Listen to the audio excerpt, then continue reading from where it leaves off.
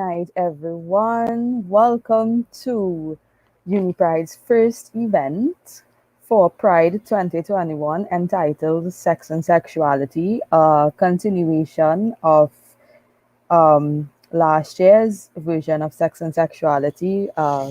Tonight, we are collabing with Amanda McIntyre and She Writes Collective. So this is a collaboration event between UNI PRIDE, Pride TT, and She Write. Some general housekeeping announcements.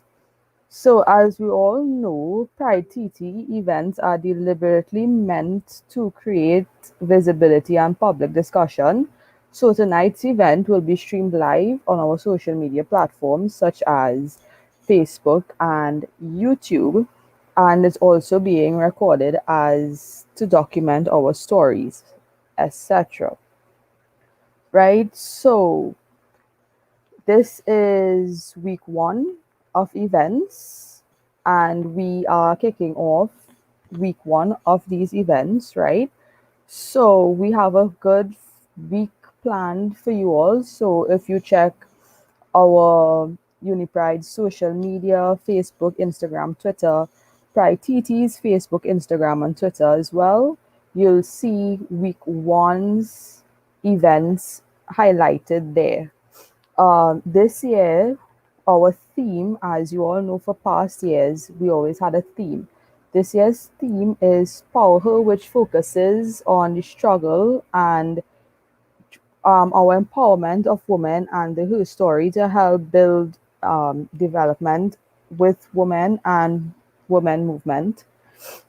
Right, so we have aligned about 30 events around this theme and with several communities and ally partners. So stay tuned. You really don't know the different surprises that we have in store tonight. Tonight, our event, well, entitled Sex and Sexuality, as I said earlier, will be co-hosted by Stefan, UniPride's events coordinator, and Amanda McIntyre from She Writes Collective, right? So they both will be handling and making this event an amazing one, I know.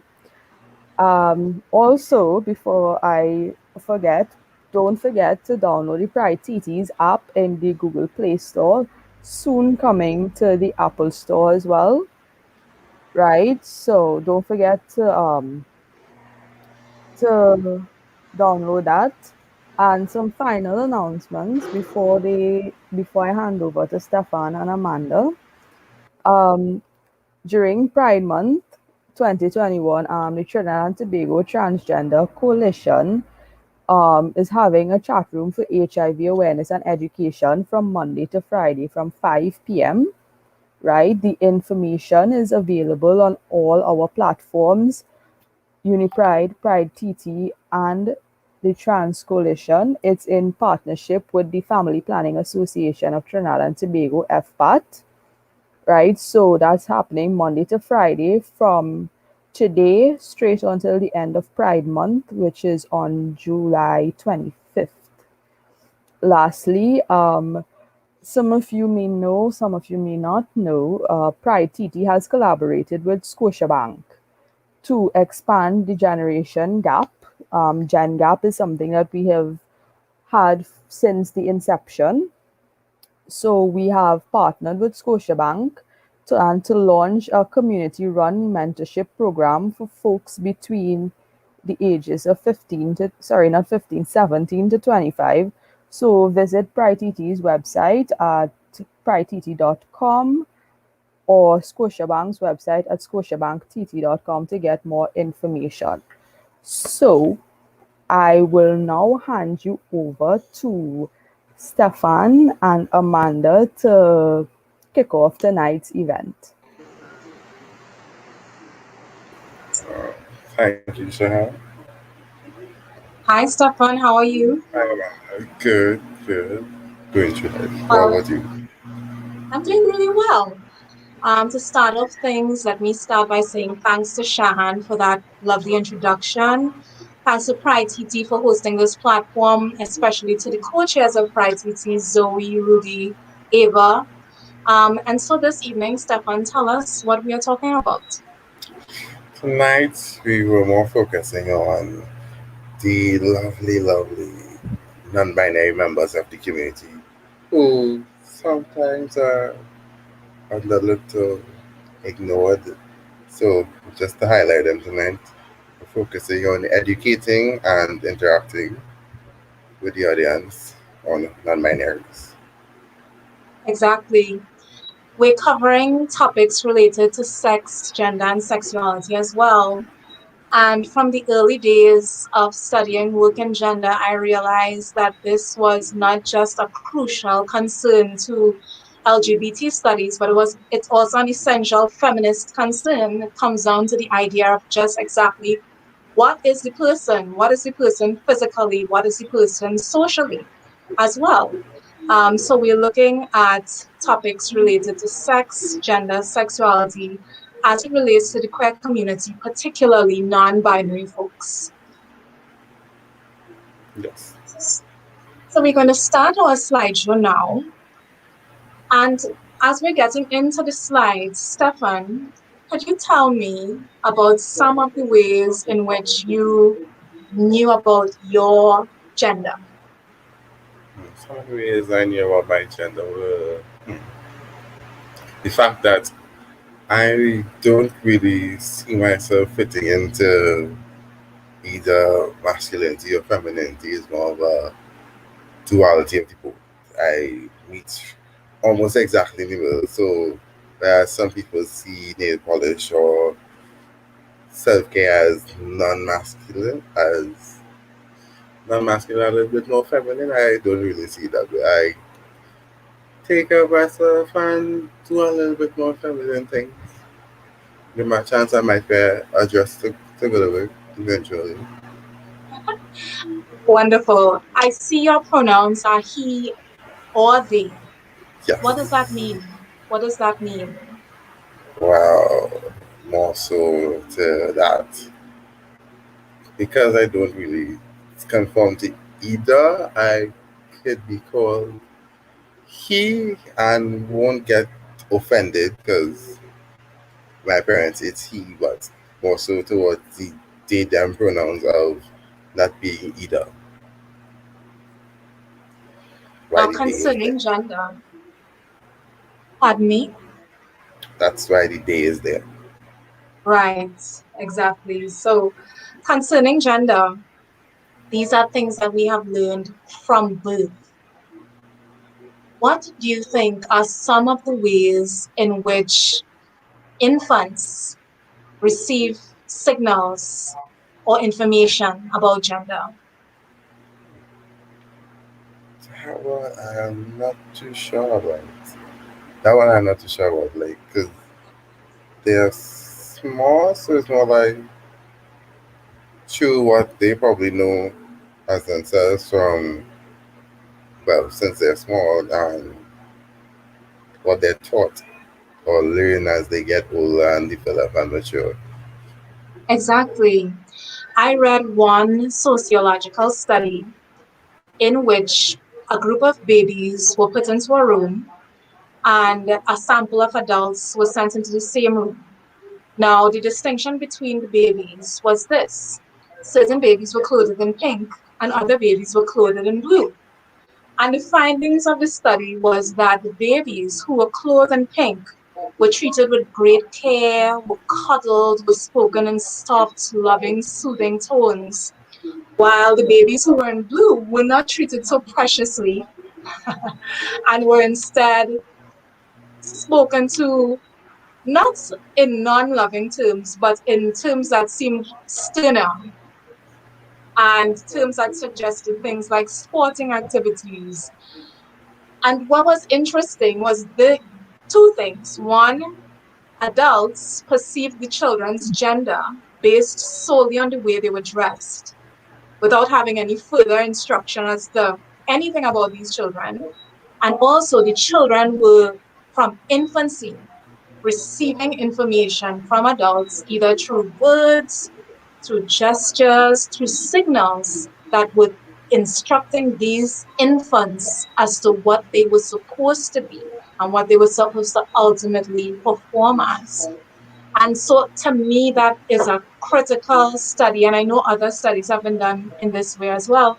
But it was a critical study because it showed something that we have always been talking about in feminist studies concerning gender, and that is it's really ultimately a social construct with information being received by persons from the moment they are born. And so we are always, I should say rather, coming back to the critical question of who exactly am I?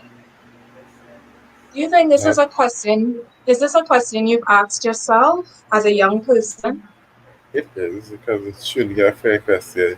You have to go and now dig in and look really to who you are, because really actually you're doing and constantly going through life with the things you are taught from your parents, your peers, the environment around you, and never just stop or pause and be like, "Who?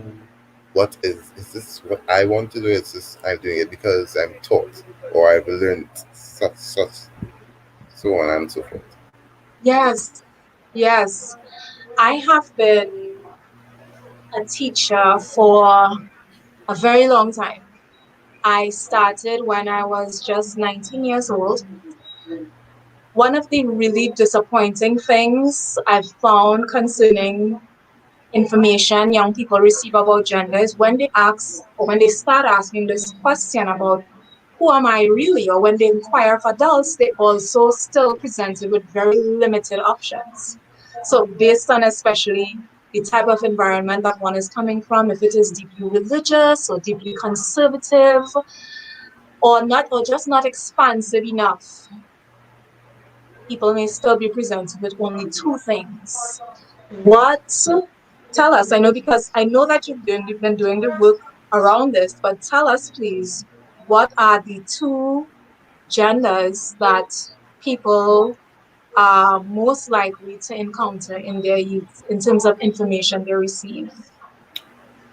They are most likely to encounter also the perceived gender of male and female.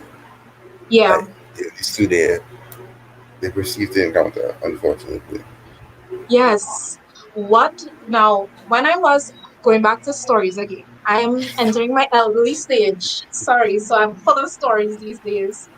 Um, when I was on A levels, I did sociology as one of my options, and I was very fortunate at that time to have a teacher explain gender to me, and he explained it in exactly these ways as it being a social construct, but more than that, explaining masculinity and femininity as a set of norms, values, and ideas that specific societies expect of men and women. So, Stefan, can you tell me, in terms of masculinity and masculinity in the Caribbean as a specific society, what do you think are some of the expectations of Caribbean masculinity? Some expectations probably could be providing for the household, being a defender or protector, also to being the head of the house, being the one who leads the house into what is by nature right or wrong in that person's ideology and moral. Yes, excellent. Very positive examples of masculinity there. Are there any non-positive examples of masculinity you think expected of persons who are called male in the Caribbean? Some negative ones, well, that we Yes. perceive that are perceived as negative. Well, I just say it falls to the Caribbean alone, but it's more so the men don't cry, men don't show emotion. The You're supposed to be strong and never show any sort of weakness per Yes, se. exactly. Some writers have also spoken about Caribbean masculinity in terms of violence and in terms of the ways in which children are treated in the home, particularly by their fathers, in terms of expectation, in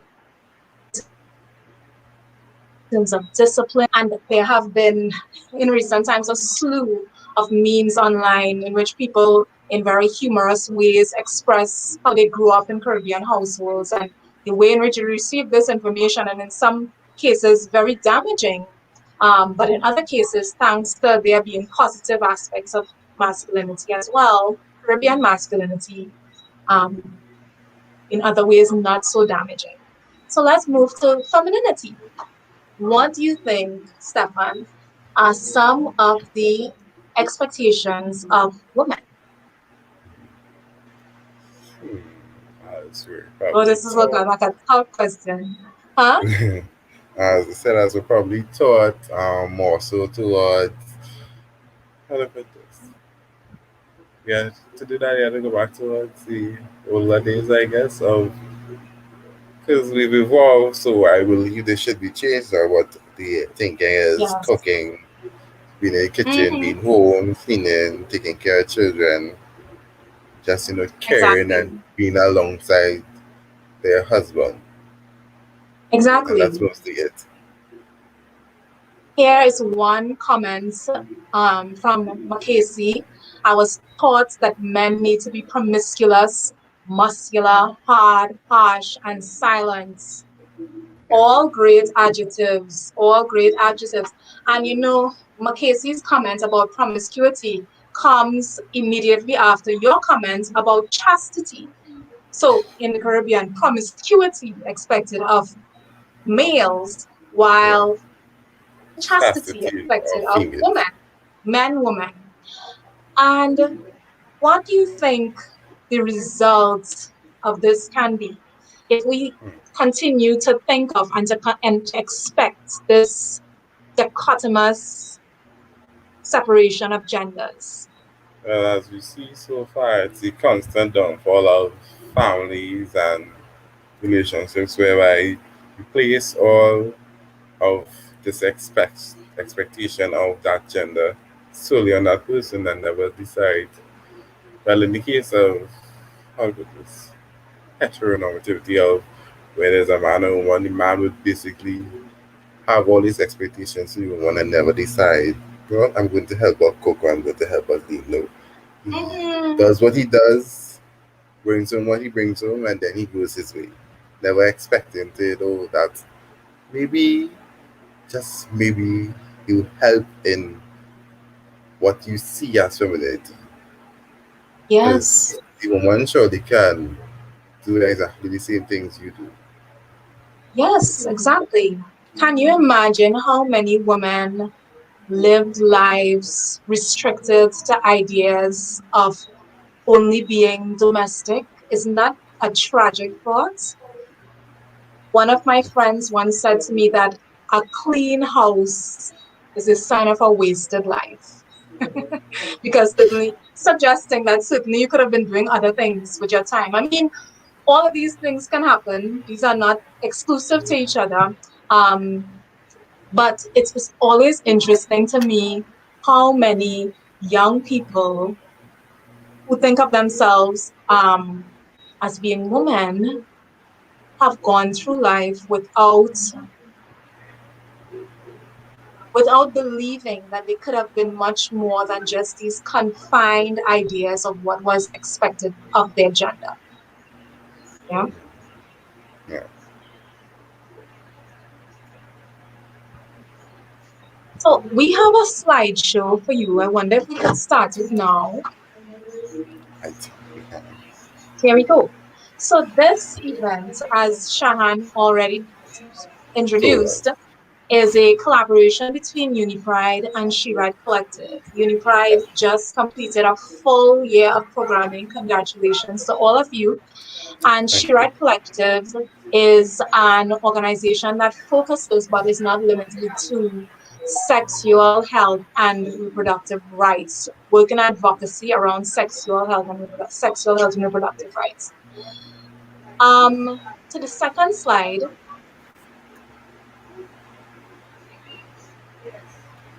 So, further to the conversation that Stefan and I just had, what is sex? And here we have a very medical definition of sex. Now, remember, once a baby is born, Stefan, do you remember being a baby? Do you remember being Um, born?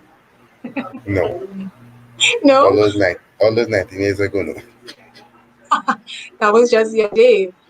But once an infant comes into the world, immediately upon being born, doctors basically just take a look at you, and based on how your genitals appear to them, they say, well, this is a boy or this is a girl.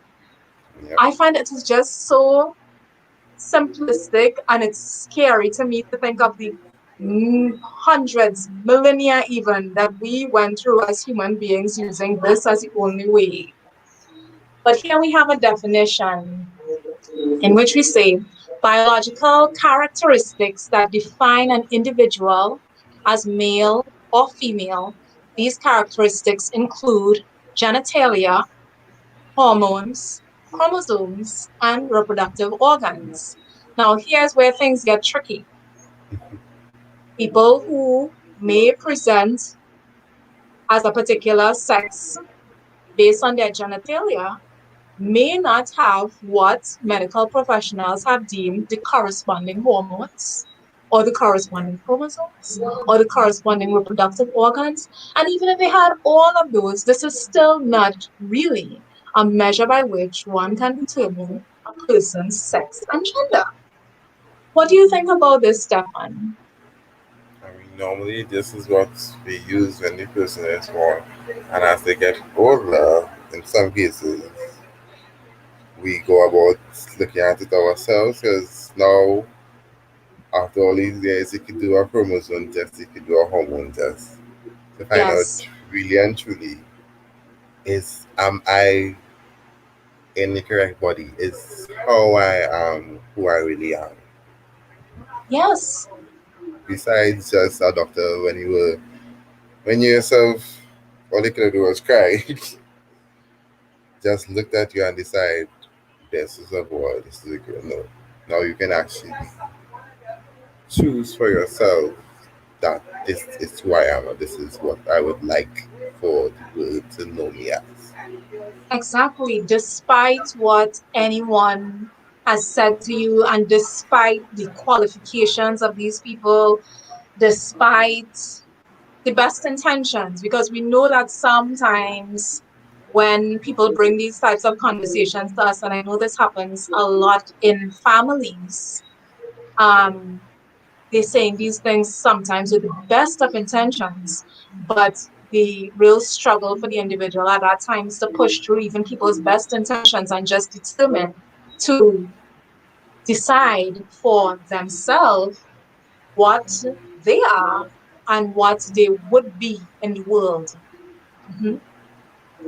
What was the age in which you started asking these questions and answering these questions for yourself? I ask Uh, this because I know you're very young and you probably remember.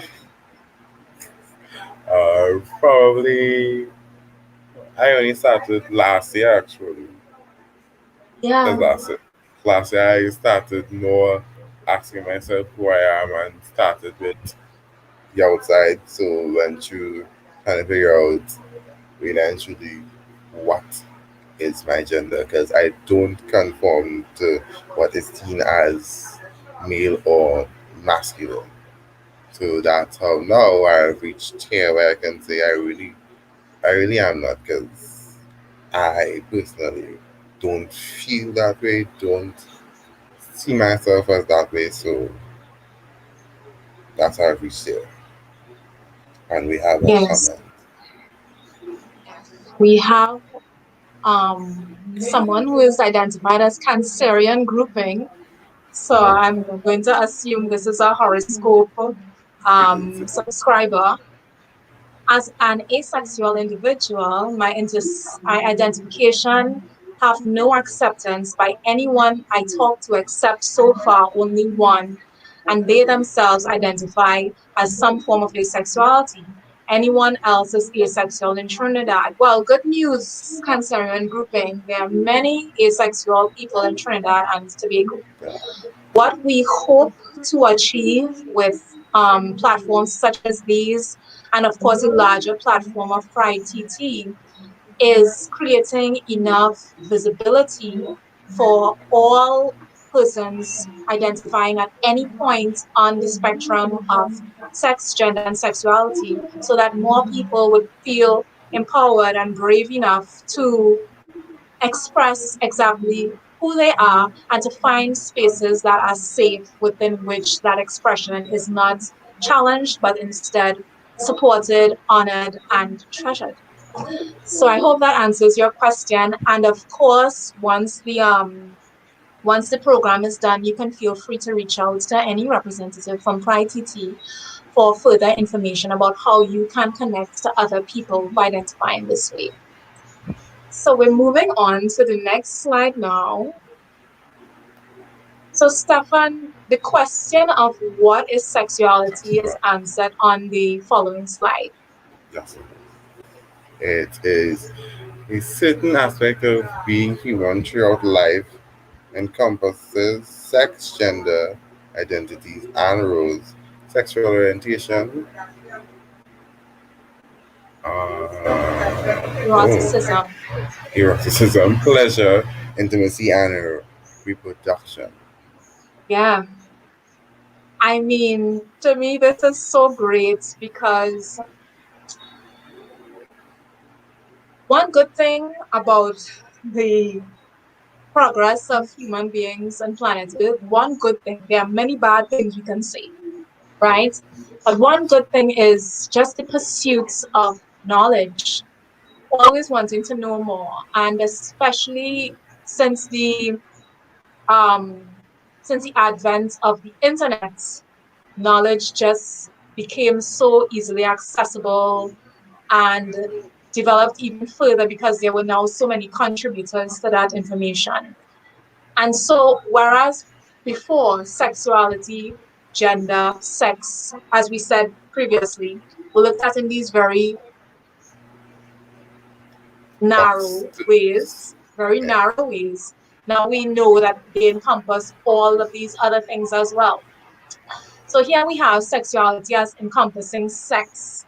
And sex in this definition is not the biological definition of male female, but sex in this definition means sex as in physical activity between two people. Stefan, you want to continue the definition of sex? I'm quite stumped. Uh, hmm. Interaction between two people that seeks to uh, seeks I would to say create greater give physical intimacy. yeah What do you greater think? phys- greater physical intimacy and a sense of knowing each other, I should say. Yeah, though it doesn't have to be that. I mean, it could just be that two people want to be more physically intimate with each other. And even in doing that, whatever that physical intimacy is, if they define that as sex, then it is sex to them and should be respected as that, which was one of the things I was really grateful for in terms of being a part of the queer community because I really, even up until my 30s, I thought of sex as just being this one thing that happens between men and women. And even in physical intimacies between men and women, it's supposed to be just one thing alone as well. But thanks to greater information, thanks to greater acceptance of myself, acceptance of others, I understand now that sex is a whole range of activity that we really continue learning all throughout our lives. And in some ways, unlearn some things and relearn other things, depending on our own personal development, depending on the relationships that we are a part of, and depending on just the we understand ways in which we understand our healthier practices, right? But beyond sex, I see here gender identities. And later on in the program, we are going to give a long list of different gender identities. Beyond that, roles, which we discussed just now, and then sexual orientation. Now, Stefan, this is where you're going to help me a little bit. What do you think is meant by this glorious term, sexual orientation? Sexual orientation. Sexual orientation is what you know as your I should say sexual. It's about to say sexuality. It's what Yes, you yourself are attracted to as in terms of a partner or just plain wanting to have sex with that person. It's what you see and feel yeah. in others.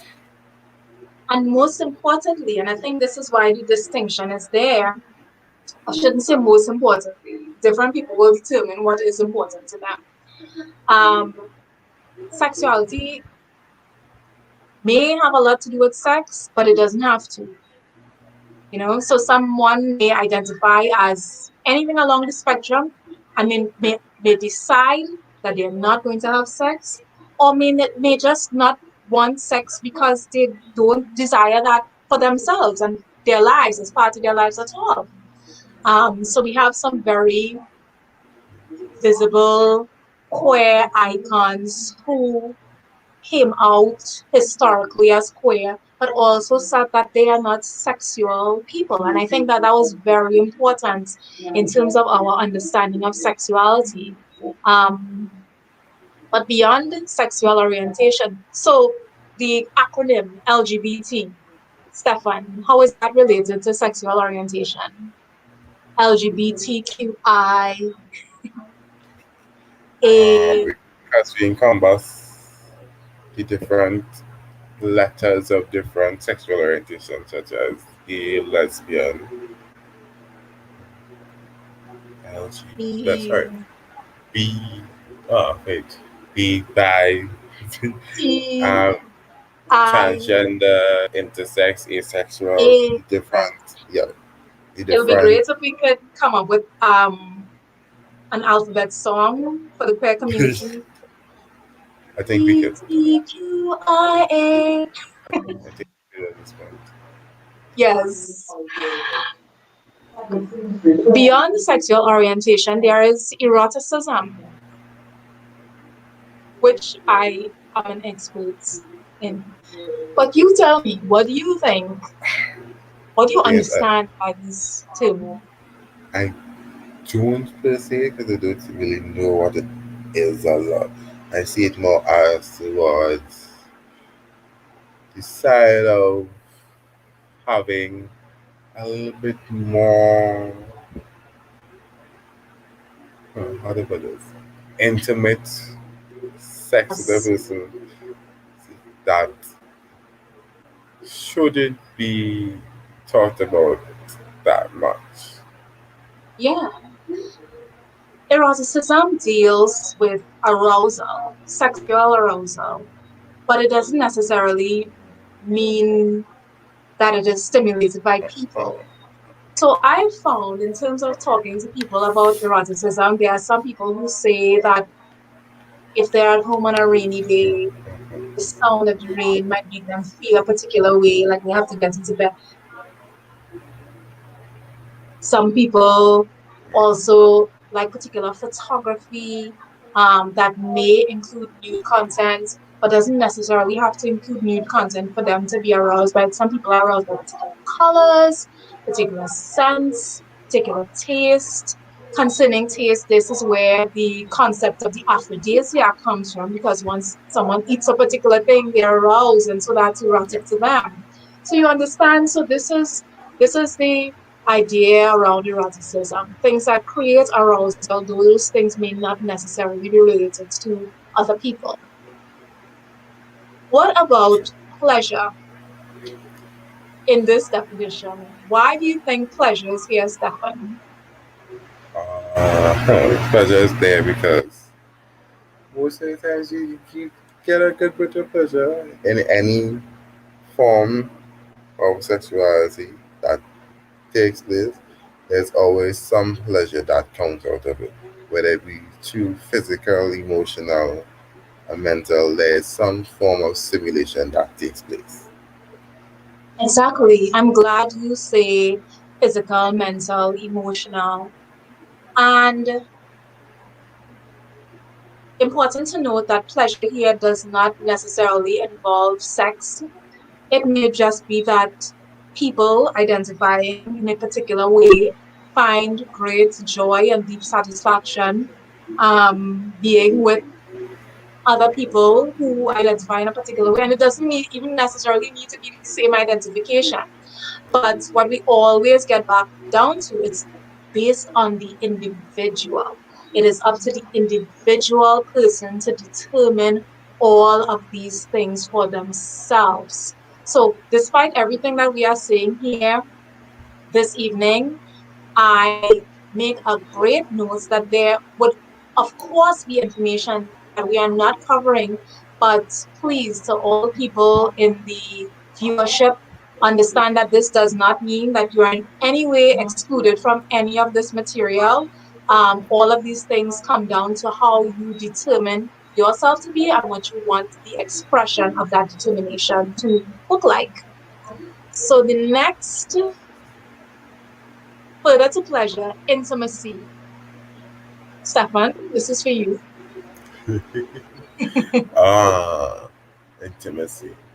The feeling of being, to me, the feeling of being very close to a person on a level where it really isn't just, you can't just say probably that's your friend, or it's a level of knowing that person a very good bit and understanding that person a lot, and also to yourself to share with that person. It also says a lot about safety. What do you think? Safety and trust, because And trust. you're letting whoever it may be inside your space, your bubble of the world, your viewpoint, your vision. This is one of the reasons why conversations around consent are so important because due to poor information or conflicting information from infancy about consent, we know that too many people have been badly damaged emotionally, and thank goodness there is care and supportive systems that they can access in order to address that. And if anyone listening wants further information about that, please feel free to reach out to one of the reps for PRIE TT and we'll put you on to the necessary support. Um, but it is so important for people to be safe and to feel safe, and not just to feel safe in a moment, but to feel safe consistently. And we know that it is this experience of safety that engenders intimacy. Yes. And then reproduction. So,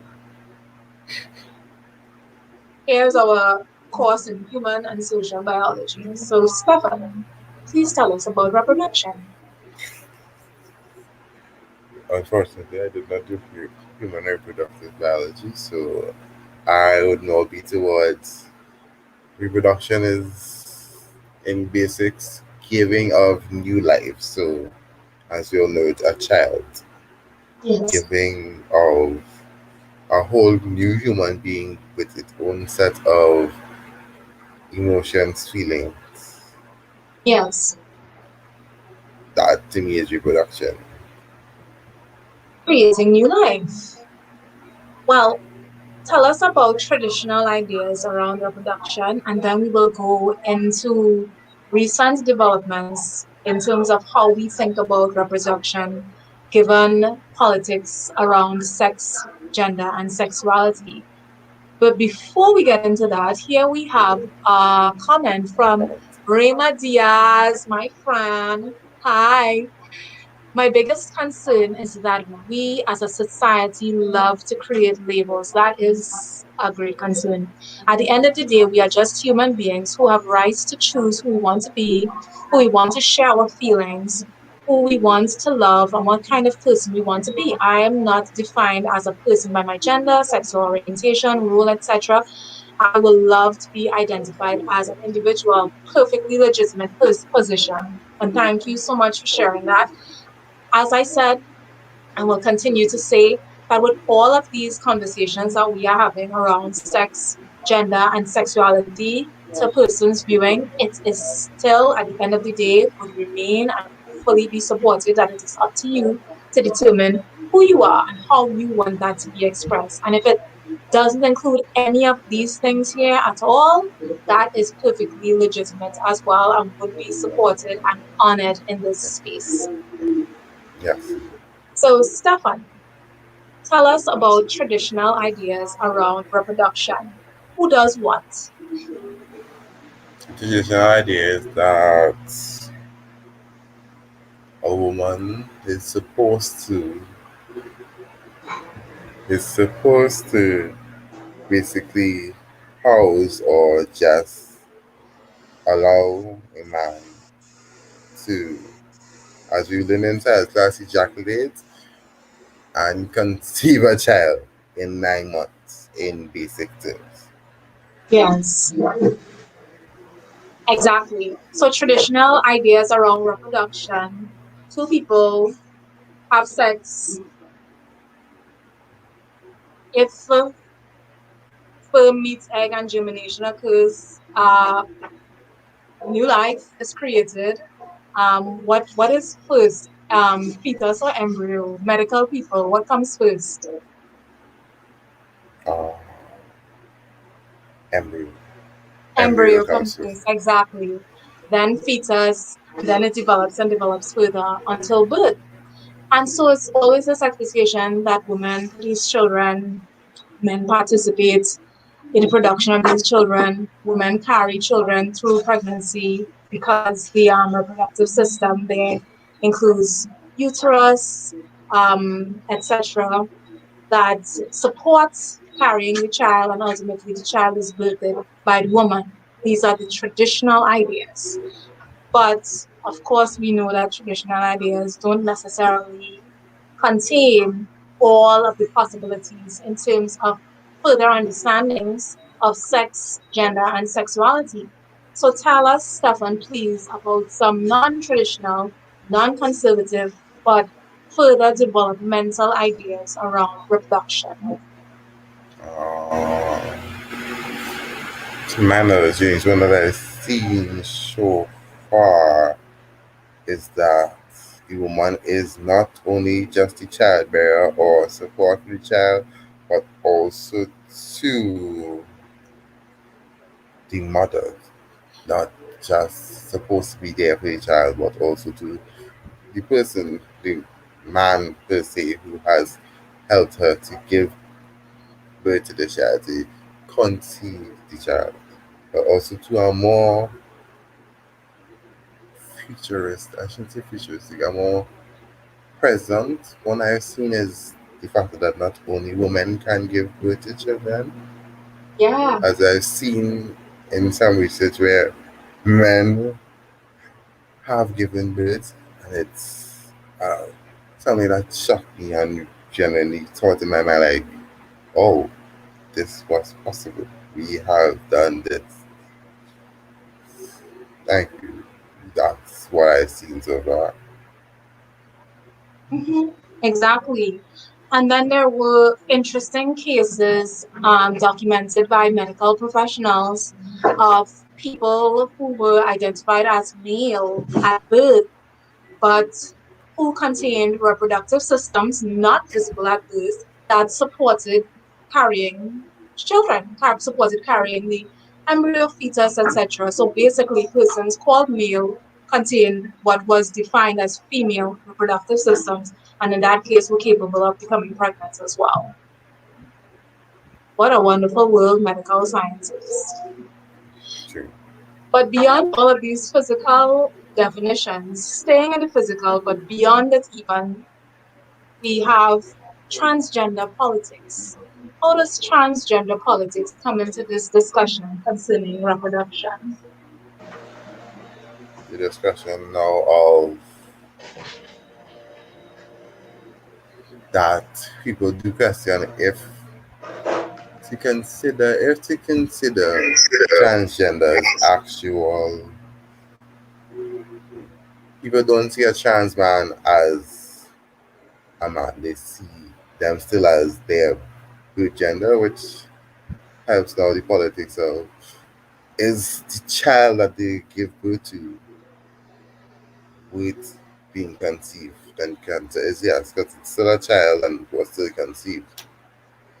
Exactly. I think one of the most beautiful things that transgender politics has contributed to the discussion concerning reproduction is that we understand that persons identifying as male continue, if they choose to menstruate. And if they choose to, there's this great possibility of carrying and birthing a child. And similarly, persons who have a trans woman or trans female experience are capable of so many things that would not traditionally categorize as female in terms of how reproduction is conceived. Conceived. It's not, but isn't that amazing? Stefan, what do you think about that? It is actually genuinely is. I don't know. I can't speak much on it, but to me, it has become something that is truly amazing. Yeah, some men have periods, some men will give birth to Though, children. Not all women have periods, not all women will give birth to children, and all of that is fine. true. Let's move to the next slide. Here we go into a deeper discussion of gender. Gender. Stefan, Gender, the characteristics of male and female that is socially constructed. This includes norms, behaviors, and roles associated with being male and female, both or neither. As a social construct, gender varies from society to society and can change over time, as we've right. seen in many years. Yes, Gender yes. identity, the internal concept of self as male, female, or blend of both, or neither, as you've seen so far. Gender presentation or expression, the external appearance of one's gender identity, usually expressed through behavior and physically. Gender dysphoria, clinically significance, distress caused when one's assigned birth gender is not the same as the one with which one identifies. Uh-huh. And we'll move to the next slide just to complete the classifications of gender. Main classifications: transgender persons whose gender identity, identity and or expression is different from cultural and social expectations based on their sex assigned at birth. Binary persons who subscribe to classifications of gender as masculine, male, and feminine, female. Non binary persons with a gender outside of the binary without defining themselves more specifically. And the main classifications of gender part 2 include cisgender and intersex. Thank you, Stefan, for going through those. And now just for some conversation around it. Now, in the definition of gender there, what stood out to me was that gender varies from society to society and can change over time. That was just expressed in a comment from Makisa Edwards. Tell me, Stefan. Now, I know Yeah. you are a university student, which means you're reading for a degree, you read a lot, you have vast amounts of information available to you via libraries, the internet. I know you're having these deep conversations with your team at UNI PRIDE. How are some of the ways, what rather, are some of the ways you identify gender as varying from one society to the next? And can you give examples of some of these societies? Um, the way we consider gender varying from one society to the next is basically how that society looks at gender in terms of if we go back to some of the older societies, such as maybe the Mayans or Africans, more so the Native Americans, who saw gender as not just masculine or feminine, but also came up with the term of two-spirited, a term whereby which that person would be a bridge between male and female and be able to give uh, their perspective or the perspective of the masculine to the feminine person and the perspective of a feminine person to the masculine person, and not just hold on to either or, but give a balance of both. Also, Yes, to in the terms of old Africa, where there weren't there wasn't this hardship of only men can lead, but also to you saw a lot of powerful women leading and going forward, yeah. leading kingdoms and holding their ground in their ruling. There's also the gender concept of the Hydra that comes from India. Have you heard about it? No, I haven't actually. Wow, thanks to research, but very similar to what indigenous nations, I was going to say something else, but let's go with nations, have called two-spirited. Hydra is also non-binary form of presenting and identifying gender, whether it is by the individual or by the society, and was fully supported within certain societies in India. And also, right in the Caribbean, in Dominica, one of the most interesting things I've ever read in my life is the Gueva Doces, which literally translates into boy at 13, which is medically documented. So if you do any research, even research online, you'll find information about this, in which an individual presents to doctors at birth as being female based on the appearance of genitals, but contains hormones, chromosomes, reproductive system that is not. And how, okay, so let me just go through the entire thing. And at the age of 13, these people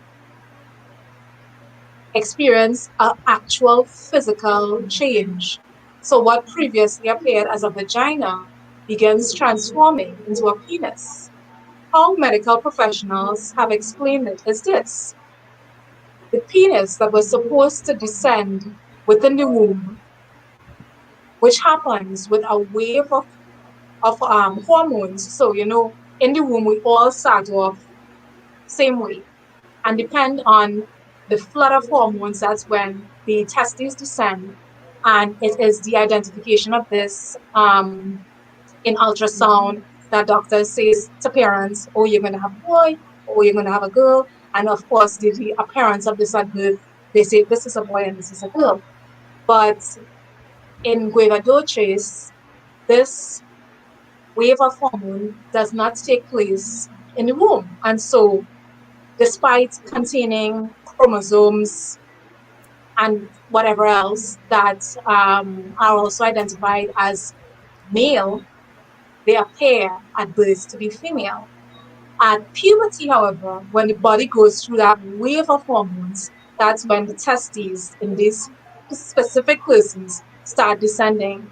And so, for 13 years of life, these people think of themselves as being girls, are identified as girls, treated like girls, but then at 13 years old, they physically become what the people identifying them and what they identify themselves in some cases to be as boys. I have found that to be so interesting, especially since it was documented in this one society, but obviously we know from, I mean, just understanding how vast the spectrum is, we know that this obviously is not just confined to this one place. Um, and so I think that in terms of this question about how gender varies from one society to another society, one of the best things that we have seen is that largely our ideas of gender as being binary is a Western concept. And that outside of here, vast vast ideas of gender have existed historically for thousands of years even. Yeah.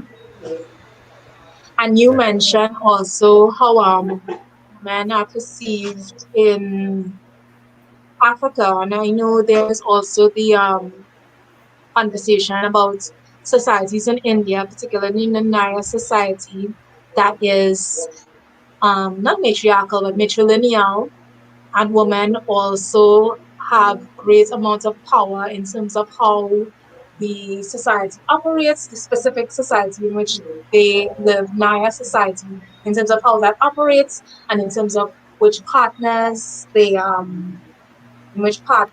choose, and how many partners they choose to have as well. So it's just so much, and what this says to us is also how limited we are based on where we are. And this conversation of where we are, I know, has led a lot of people to sometimes migrate to other places so that they could just be who they want to be or who themselves. they Yeah. ultimately are. What do you know about this? You know about this idea of migrating to one place to the next for that reason? Yeah, because in the country we're in, sometimes being who you are may put you in danger, and just so happen to get you in some trouble and limit the opportunities in which you have here. So the idea of migrating, especially from a Caribbean standpoint, has become or is more something that is not pushed but thought of a lot, especially when Yes. you're someone who doesn't fit in with the norms and the way in which society just flows and goes. Yeah. And sometimes it doesn't even mean moving from one country to the next. Sometimes it means moving from one part of a country to the next. So I think people generally think of urban areas as being more accepting, as opposed to rural spaces. People think of metropolitan countries as being more accepting than countries that were previously considered satellite countries. Of course, these are archaic terms, guys. Metropole, satellite. We know that historically, previously, European countries and countries of what is considered the global north were considered metropoles, with their capital cities being considered metropolis, while countries not part of those, especially countries who would have, in terms of economics, provided raw materials to their industries, were considered satellite countries. And one of the interesting things in terms of the queer diaspora, in terms of queer migrations, wow, getting really technical. One of the interesting things is people who were in territories formerly considered satellites often move to territories previously considered metropole so that they can enjoy greater um, greater visibility and greater safety and security. But even in those countries, they stay within urban areas as opposed to going to rural areas. So, it's really complex, and people who think about these things really have to give it a lot of thought. Um, before doing it. huh? Before doing it. Exactly, exactly. Because in some cases, it might be jumping from the frying pan into the fire. And here in the last clause, gender can change over time. So what you think of yourself as today may not be what you think of yourself as next year or 10 years from now. And certainly it may not be what you had thought of yourself as previously. Tell me some more about this, Stefan. Well, that comes somewhere in which you now go and find out who you are better and what you feel like representing yourself as and being.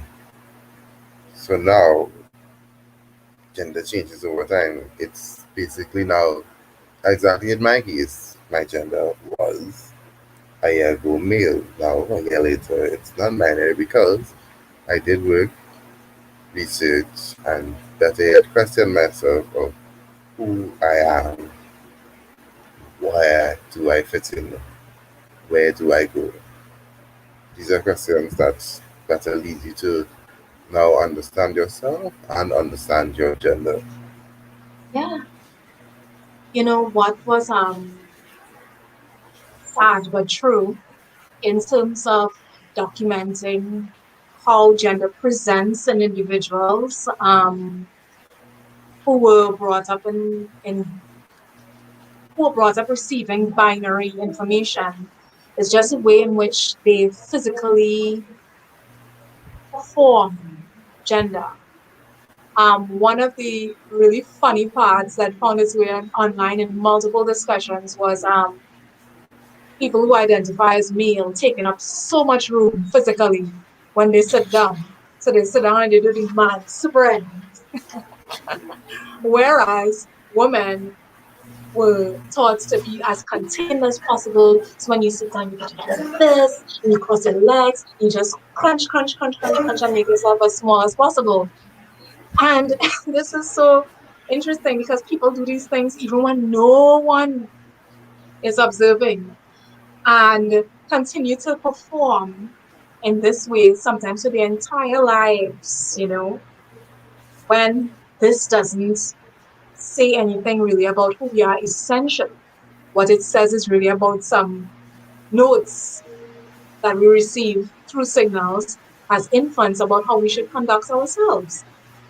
What I found interesting as a young person in terms of um, starting to identify that in myself, like that I would always like become almost small, especially when around people, was so much had so much to do with clothes I was wearing, you know.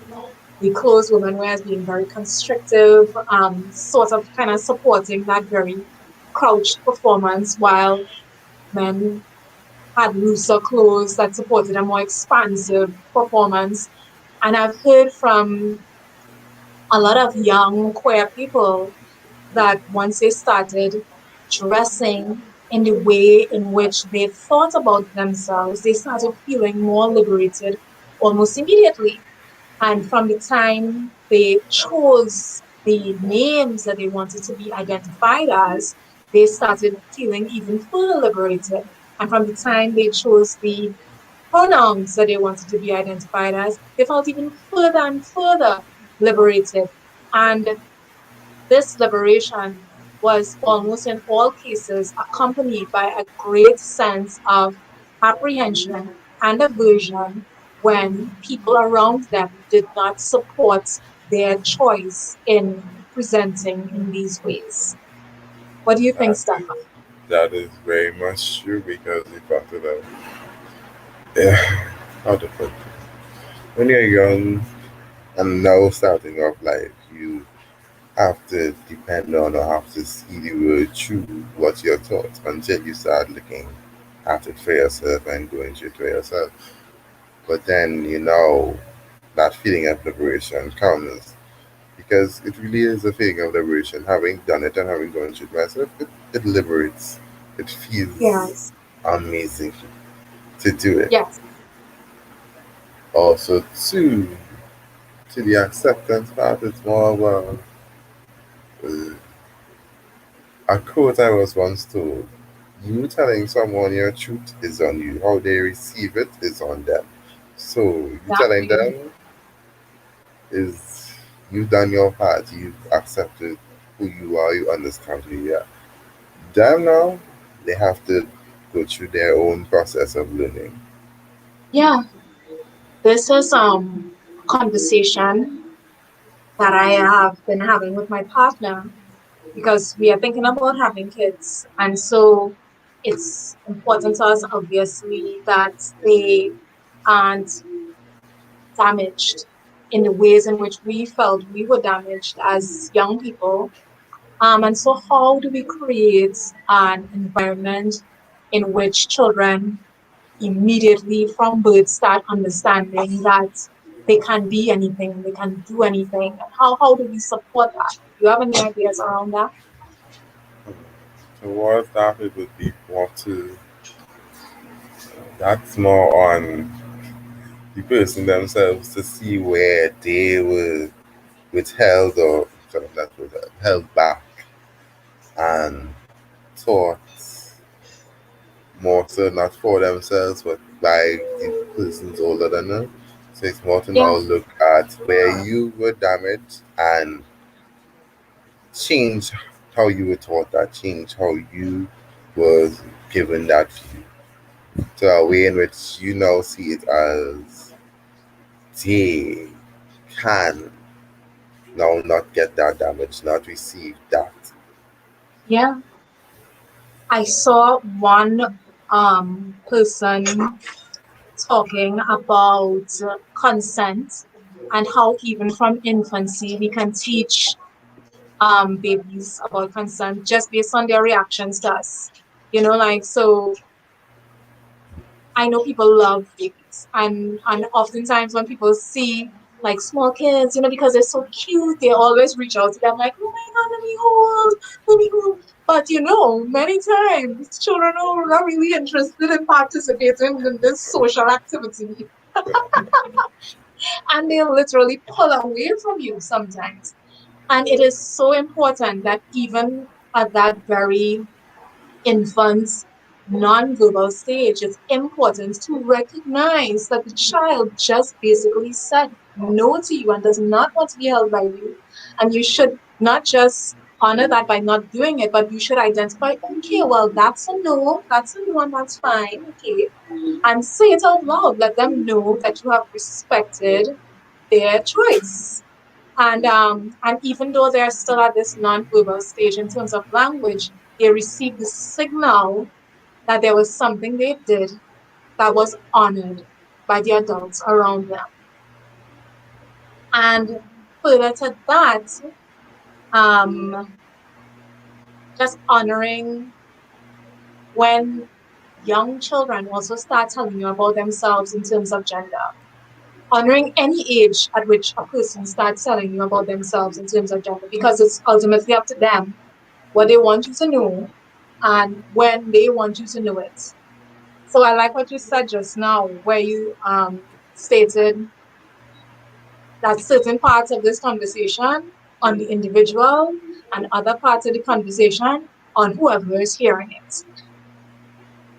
Yeah, I really like that. So we're going to move on now. We have discussed sexuality. We've read the classifications of gender. Are there any items in the classifications of gender, Stefan, that you would like to go into more detail on? Uh, Like, for example, this beautiful graphic of yes. transgender and the umbrella that contains um, binary transgender and non-binary transgender. What about that? That comes from the understanding of transgender itself is also an umbrella term, and under it there is the parts that fall under the binary as we understand it as masculine, male, feminine, female, but also the non-binary that exists outside of that. Now, that non-binary that we could go on to listing some of these too, so that the audience may better understand what we mean. Hmm. What are some of the terms? We're going to get into those later, you mean? Yes. Right. Now, what I really thought was good about this graphic that you created um, was just expectation. I find so often, and this is really unfortunate, the same gender binary that we are trying so much as a community, as a movement to move beyond in terms of LGBTIA advocacy and in terms of feminist advocacy, we turn around and then exact that same binary expectation on persons of trans experience. And it's really unfortunate. So from the moment someone says, you know, guys, I just want you to know I am a man, or guys, I want you to know we immediately, I'm a woman, we immediately put all these expectations of femininity on the person. We expect that when they show up, the hair gonna be done, the face gonna be done, they're gonna be wearing this, they're gonna be wearing that, when nobody owes us any of those things. Nobody owes us any of those things at all. And to besides, it's not up to us to determine how this person expresses what they've Who just they are. shared with us. What we really should do is be as quiet as possible and listen and observe. And then when we receive the information, honor it. Yes. Yes. So thank you. I was really happy when I saw this very cute graphic that you created. Oh, to people viewing, that graphic you saw with the umbrellas just now, Stefan was the creator of that lovely graphic. All right, Not all me right. per se, not me. I have Our graphic designer at UNI PRIDE. He is wonderful. amazing in his work. Mhm. And I know that Sam Mitchell also contributed to the images that you're seeing here this evening. So I'm just Yes. recognizing everyone as we move along. So we're moving on to two common classifications of orientation. Note, being transgender does not imply any specific sexual orientation. So Stefan, tell us some more. About We're moving on to the slide that is headed Two Common Classifications of Orientation. So it's immediately after this one. right. Exactly, right there.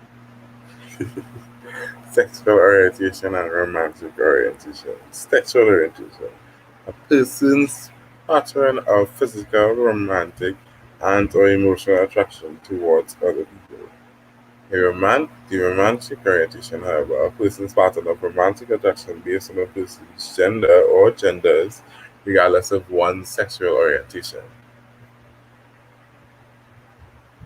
Tell us some more. What do these things mean? They seem strikingly similar. So what exactly would you say are the distinctions? The distinctions are more to that. So within sexual orientation, you can exclude you can exclude one out of the three. Right. But but within the romantic orientation, it really is that it has to do with one's sexual orientation. Right. You So these can don't usually come as a package. mm, no, they can come It's as not a a package combo. or come Exactly. at all. Exactly. It's not a combo deal. So not because someone is romantically attracted means that they want to have sex. And similarly, not because somebody wants to have sex mean that they're romantically attracted. Sometimes you may have both, sometimes in varying Yeah. degrees, sometimes not at all, and sometimes neither of these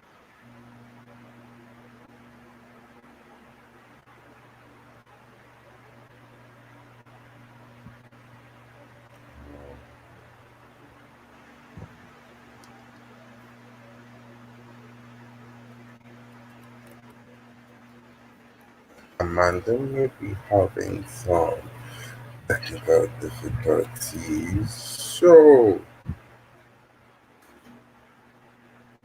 there she is. Hi. And So tell me some more about this. We were talking about how they seem very similar, but we know that there are some distinctions. You said some of these distinctions just now. Tell me just a little bit more before we move on to the next slide. uh, hmm. Do you know anyone who, or have you had any sort of personal conversations with yourself about these two and how to negotiate these two in your own life?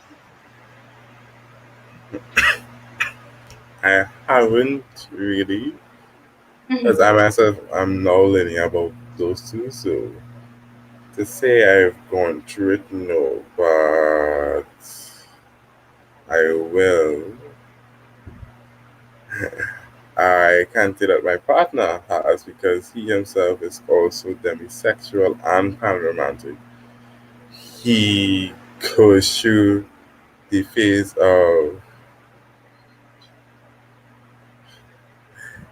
of experiencing it both, and also to just how about this? He is teaching me about it. That would be Yeah. he's going through, so he teaches me about it. So important when we're in relationships with people to understand the information that they're giving to us, to honor it, and to see ways in which we ourselves may grow and develop. And this is a continuous work in negotiation. It's a continuous conversation to have. And in that way,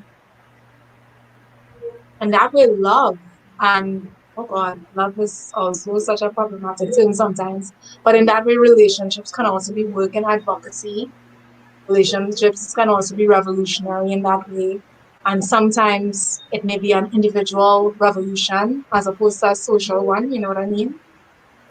I do, I really do, because he in a way well, because he's demisexual, sexually he likes people only if he has an emotional bond to them. And as a panromantic, he likes all people romantically. So, in definition of his identity, he can only like you or only be sexually attracted to you if there is that emotional connection.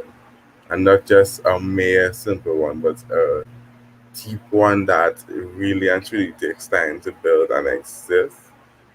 And say that his true man romanticness, yes, he loves everyone romantically, but that one person that he has and has that bond to, he really isn't going to just waver. Yeah. So to people viewing, we are hoping that this conversation enables a deeper understanding of just how fluid all of these terms are. And how much from one day to the next, from one moment to the next, from one person to the next, we always investigating ourselves. We always answering questions that we ask of ourselves, questions we ask of other people ask of us, or sometimes even finding answers to things that we didn't even ask questions for. Ask questions of. That's interesting. There are some things we come across in terms of our sex, gender, and sexuality that we never even asked questions about, but then we discover it and we realize, oh gosh, this is something that I need to examine even further. So let's get into the non-binary terms.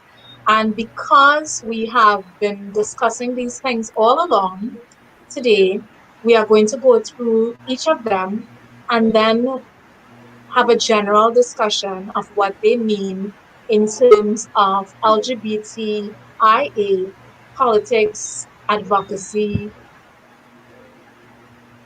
So, Stefan, let's Uh, start from the top from Andrew Jine. yes. We have androgyne, a person who is neither distinguishably male nor female. Agender, a person who does not have any gender. Bigender, a person who has two distinguishable genders, whether simultaneously or varying between them. On to the others. Demigender, a person who has a partial connection to a particular gender. Gender fluid, a person who two or more genders varying between them over time. Gender or body gender, a person who has multiple distinguishable genders, whether simultaneously or varying between them. On to the next one. On to the Gender next one. neutral. Yes. Gender neutral, a person who has an unbiased connection to any gender, or a person who wants to be uninvolved with male and female. Gender queer, a person who wants no specific label but identifies as a blend of male and female or neither. Neutroids, a person who has an unbiased connection to any gender but can have one if desired. Then we move on to non-binary terms. Uh, Trigender, a person who has three distinguishable genders, whether simultaneously or varying between them. Intergender, a person who is a blend of binary genders of female, feminine, masculine, and male. Gender or other gender, a person who is not male, female, or a blend but entirely on its own terms. And finally, the non-binary terms. Trans feminine, a person who was assigned male at birth but aligned with femininity to a greater extent than with masculinity. Trans masculine, a person who was assigned female at birth but aligned with masculinity to a greater extent than femininity. One of the beautiful things I liked about how these graphics were prepared is they contain the flags that represent each of these within the movement. And we made a joke how every year we get new flags to represent another one of these terms. And that's so important because visibility and inclusion are important. One of the things I really love about this community. And so finally, let's talk about the importance of respecting sexuality. So, Stefan, what do you think is most important about respecting people's sexuality? To round off our conversation this evening. As you can see from the slide, it's more focused to positive effects on one's mental health and solidification in one's self sense of self, which is basically you as by not just dismissing or disregarding that person for who they are, you actually allow them to better not feel any anxiety or feel like they don't belong, therefore helping their mental health, but also give them understanding that, hey, who I am is who I am. And Yeah, getting that acceptance from others, you understand the person, you listen to the person, you allow them to now feel as if they matter and they know themselves to a great extent. excellent. You know, the point about mental health is really an important one because what has been noted globally is just the high incidence of suicide amongst persons who identify as queer, and how much related this is to being in environments in which they either felt safe or threatened. Of course, being in environments in which they felt threatened, it was noted that these incidents were much higher, whereas in environments in which persons felt safe, the incidents or risk of were much lower. And so we see a direct connection between mental health and how mental health is impacted either negatively or positively based on how a person feels in terms of their sexuality and how it's respected. Yeah. Another good point that you made just now is just a sense of self, which I think was one of the dominating points in this conversation, just the ways in which individuals fully determine who they are, and that this is 100% up to the individual and nothing to do with anybody else. Um, there was a term I used to use years ago, the sovereignty of self, just referring to, you know, you are your own boss. You got to make the rules for how you want to live your life. And the rules that you make should not be encroaching on somebody else's determined self. And in that way, we start negotiating between how we live, how other people live, giving respect to ourselves, showing ourselves honor, giving respect to others and honoring them as well. And beyond that, another important way in which we respect sexuality has to do with just being a decent human being. You know, I mean, homophobia is so rife through and through the Caribbean. I know we in Trinidad experience a lot of privileges in comparison to other nations of the Caribbean. And please, viewers, that is not to say that homophobia does not exist here. It does. It's just that we do have a lot of privilege.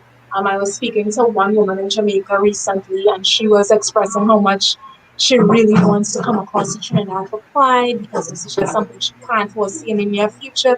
In Jamaica, guys coming over and yes, Pride TT, and you know, and it was so interesting to me to see someone react in this way because I saw immediately how these things that we take for granted, someone else may treasure, and that immediately signaled that wait, that's what privilege is.